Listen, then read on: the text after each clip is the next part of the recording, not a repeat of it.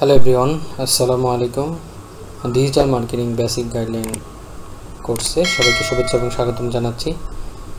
Digital marketing সম্পর্কে আমরা ফুল একটা গাইডলাইন কোর্স করব, যেটার দ্বারা আপনারা ডিজিটাল মার্কেটিংয়ের বেসিকটা শিখতে পারবেন। প্রথমে আমি একটু আমার পরিচয় দিচ্ছি। সেটা হচ্ছে গিয়ে আমি মোহাম্মদ ইমরান হোসেন, ত্রিপলি ইলেকট্রনিক্স টেকনোলজিতে গ্রাজুয়েশন করেছি 2017-এ এবং তারপরে থেকে জব লাইফে ডিজিটাল মার্কেটিংয়ের প্ল্যাটফর্ম নিয়ে কাজ করতেছি। মার্কেটিং সেক্টরে প্রায় 8 থেকে 10 বছর পর্যন্ত কাজ করে আসছি। সরকারি গভর্নমেন্ট প্রজেক্ট, বিভিন্ন বায়ারদের সাথে বিভিন্ন জায়গাতে কাজ করে আসছি। তো চলেন আমরা আমাদের এই জার্নিটাকে সুন্দর করি।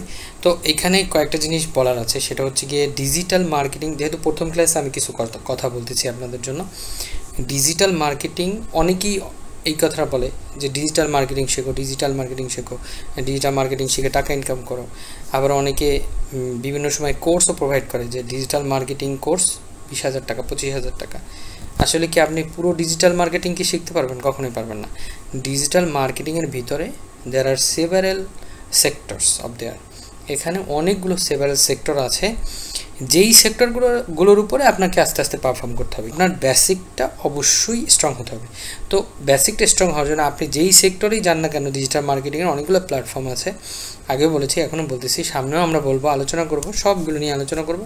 কিন্তু আপনাকে বেসিক বুঝতে হবে। তো এই বেসিকটা আমরা ডিজিটাল মার্কেটিংয়ের বড় বড় কোর্স অনেক টাকা দিয়ে কিনতে হয়, সেইটার ভিতরেও এত বেসিক, এইরকম বেসিক শেখানো, যেই বেসিকটা আমি আমাদের দেশের একদম সাধারণ সবার জন্য সেট করেছি এই ক্লাসটাতে। মানে একজন লোক যে মোবাইলে ধরতে পারে না, একজন লোক যে ভাবে বেকার যে আমি একটা কিছু নিয়ে কাজ করব, সেও বুঝতে পারবে যে আসলে ডিজিটাল মার্কেটিং জিনিসটা কি এবং এটা নিয়ে কীভাবে কাজ করা যায়।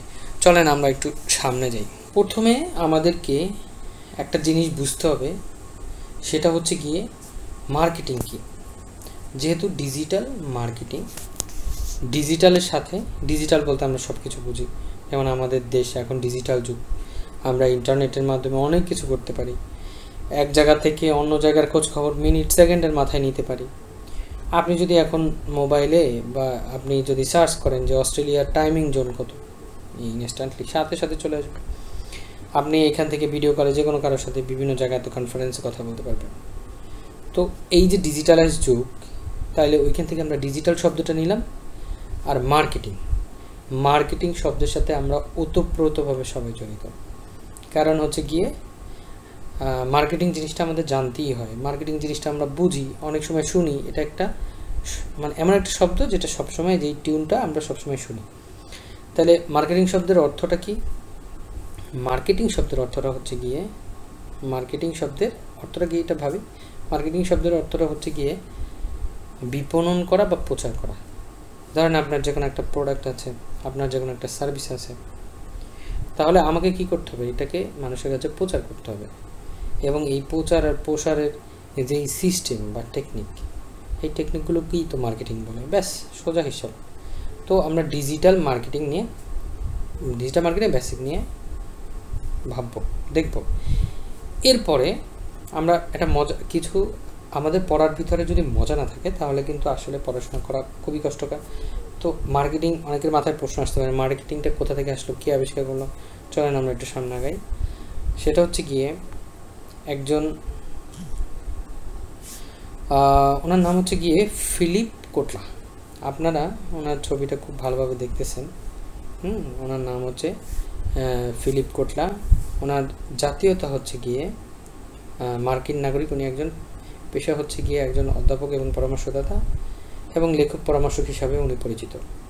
এই ফিলিপ কোটলা 27শে মে 1931 সালে ওনার জন্ম এবং ওনার বয়স, উনি পেয়েছিল 92 বছর। এই ভদ্রলোক এই মার্কেটিংয়ের জনক।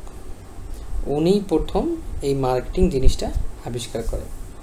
তো এখন যেহেতু মার্কেটিং শব্দটার সাথে আমরা মোটামুটি পরিচয় হলাম, কে আবিষ্কার করলো সেটা বুঝলাম। এখন আমাকে বুঝতে হবে যে মার্কেটিং কত প্রকার এবং কি কি।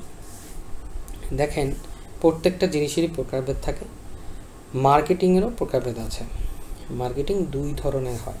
কত ধরনের হয়? মার্কেটিং দুই ধরনের হয়।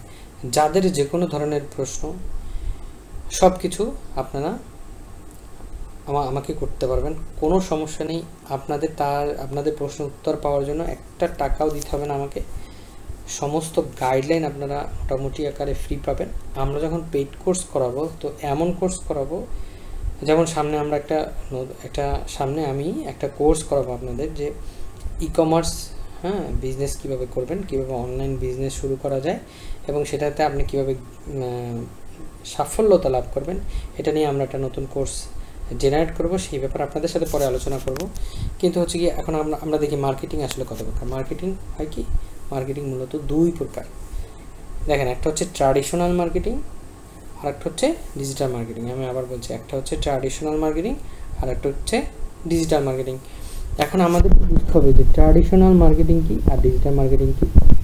দেখেন, এটা কিন্তু এই মার্কেটিং আমরা সবাই জানি, যে মোবাইল ইউজ করতে পারে না সেও জানে মার্কেটিং কি। কিন্তু মার্কেটিংটা কত প্রকার সেটাও আমরা জানি, কি আমরা দেখেছি, মার্কেটিংয়ের সিস্টেম দেখেছি, কিন্তু আমি আসলে এই পর্বের সাথে আমি পরিচিত না, এই কারণে আমি বুঝতেছি না। তো চলেন আমরা একটু সামনে আগাই। সামনে গেলে আমরা দেখতে পারবো এই যে ট্র্যাডিশনাল মার্কেটিং। দেখেন, ট্র্যাডিশনাল মার্কেটিংয়ের অনেক প্রকারভেদ রয়েছে। প্রতিটা জিনিস আমি পয়েন্ট টু পয়েন্ট বলতেছি, প্রতিটা জিনিস কিন্তু আমাদের সামনে সব সময় আসে। যেমন আমরা ছোটোবেলায় টেলিভিশন দেখেছি, টেলিভিশনে আমরা যখন ছোটো ছিলাম, ওই লেভেলে, ওই জেনারেশনে আমরা দেখেছি যে কেয়ার অ্যাড হতো, তারপরে কচকো সাবানের অ্যাড হতো, বিভিন্ন ধরনের অ্যাড হতো, টেলিভিশনের বিজ্ঞাপন হতো। এই যে মার্কেটিংগুলো, এটা কিন্তু ট্র্যাডিশনাল মার্কেটিং অন্তর্ভুক্ত।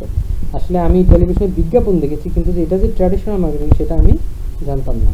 তারপরে আমরা যখন রেডিও শুনতাম, রেডিওতে অনেক বিজ্ঞাপন দিত।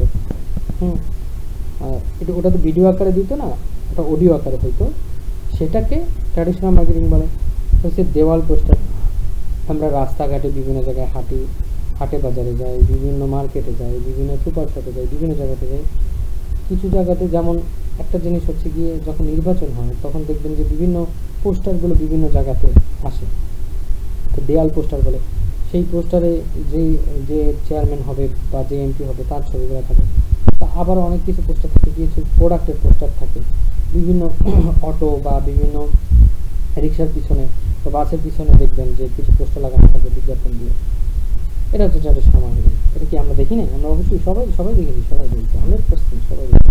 পত্রিকা বিজ্ঞাপন, পত্রিকাগুলো লম্বা চড়া পত্রিকার মধ্যে বিজ্ঞাপন আছে। এগুলো নিয়ে বেশি কথা বলবো না, এগুলো বিস্তারিত আমরা সামনে আলোচনা করবো। যা জানার দরকার হয় আপনার ইনবক্স করবেন, ফোন দিবেন, ফোন নাম্বার দেওয়া আছে, মেইল করবেন, সব ধরনের ফুল 24/7 সাপোর্ট আপনারা পাবেন, সমস্যা নেই। শুধু ঘুমানোর টাইমকে ছাড়া বাকি সব সময় আপনাদের ফ্যামিলি সাপোর্ট দেওয়া। বিলবোর্ড রাস্তার মাঝে দেখেন, বিভিন্ন জায়গায়, বিভিন্ন বাস স্ট্যান্ড বা বিভিন্ন গোল চত্বরে যদি আপনি যান, সেটা একদিন বিলবোর্ড দেখা যায়। সেগুলো হচ্ছে গিয়ে ট্র্যাডিশনাল মার্কেটিং ব্যানার আছে, সেগুলো দেখবেন। এরপরে এই যে নির্বাচনের সময় কথা বললাম, মাইকিং, অথবা বিভিন্ন সুপার শপ, তারা কী করে, তাদের অফারগুলো, যেমন স্বপ্ন সুপার শপ যখন বিভিন্ন জায়গাতে ওপেন হয়, তখন মাইকিং করে যে অমুক জায়গাতে অমুক লোকেশনে স্বপ্ন ওপেন হয়েছে, এগুলো বলে। তারপরে বিভিন্ন অ্যাড আছে, সিনেমার মধ্যে কিছু সিনেমা অ্যাড আছে, তারপর ক্যালেন্ডার অ্যাড আছে, তারপরে হচ্ছে গিয়ে ব্রুশিওর অ্যাড আছে, ফ্লায়ার অ্যাড আছে। এগুলো সব ট্র্যাডিশনাল মার্কেটিংয়ের মধ্যে আওতাভুক্ত। এরপরে লাস্ট অফ অল আমরা যে বড় জিনিসটা দেখতে পাচ্ছি, সেটা হচ্ছে গিয়ে ম্যাগাজিন অ্যাড। আমরা যে খবরের কাগজের মধ্যে যে ম্যাগাজিন থাকে না, সেইগুলোর ভিতরে যে অ্যাডগুলো থাকে সেটা ম্যাগাজিন অ্যাড বলে। এই যে অ্যাডগুলো, এগুলো কি আপনারা বলেন কি, এগুলো আমরা সবাই দেখি না? আমরা সবাই দেখেছি এবং এই সম্পর্কে আমি অবগতও আছি।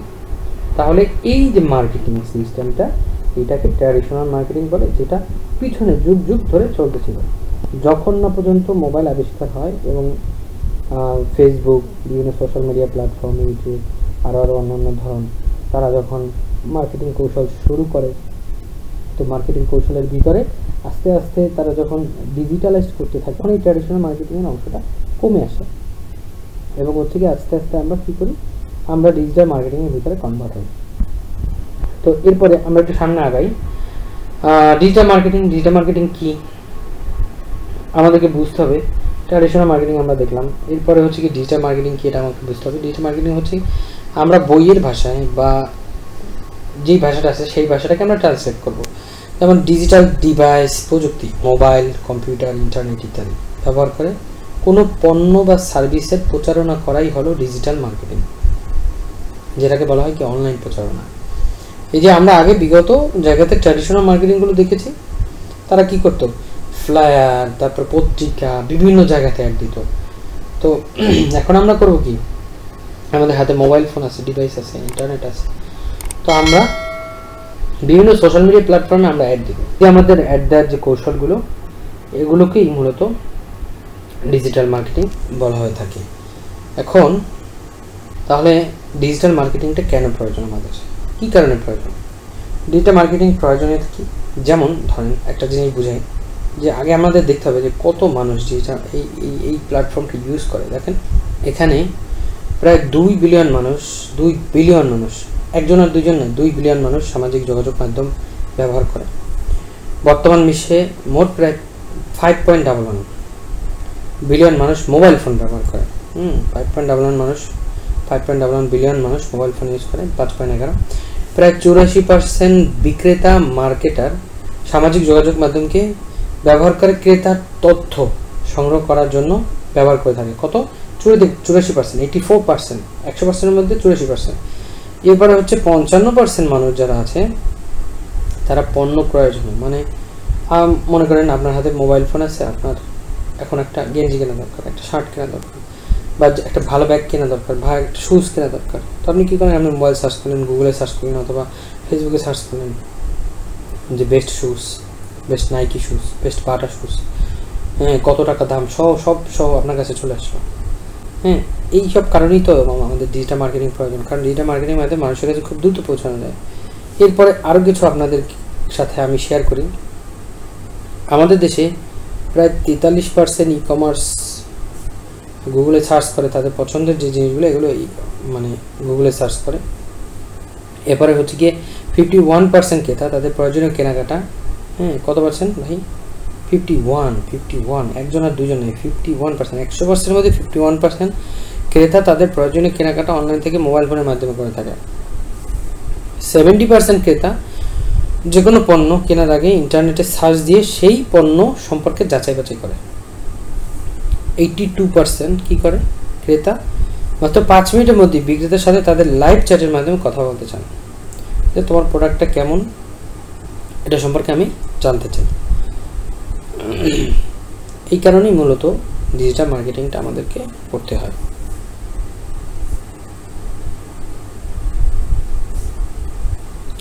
ডিজিটাল মার্কেটিংয়ের কিছু ভবিষ্যৎ বিভিন্ন জিনিস নিয়ে আমরা আলোচনা করব।